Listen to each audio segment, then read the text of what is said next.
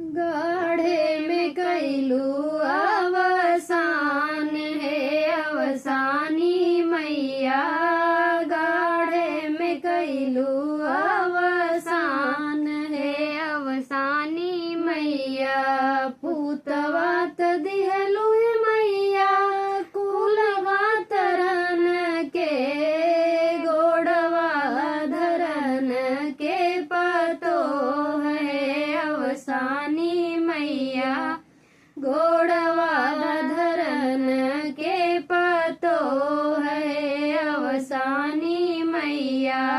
गाढ़े में कैलू अवसान है अवसानी मैया, गाढ़े में कैलू अवसान है अवसानी मैया।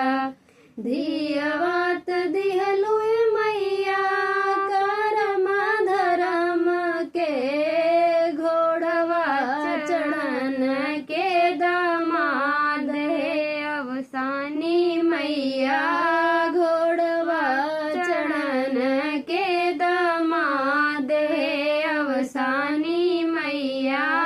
गाढ़े में कैलू अवसान है अवसानी मैया, गाढ़े में कैलू अवसान है अवसानी मैया।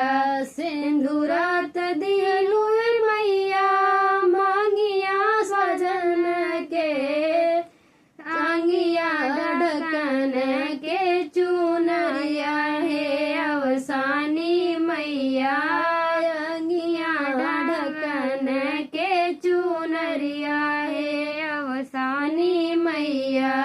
गाढ़े में कैलू अवसान है अवसानी मैया, गाढ़े में कैलू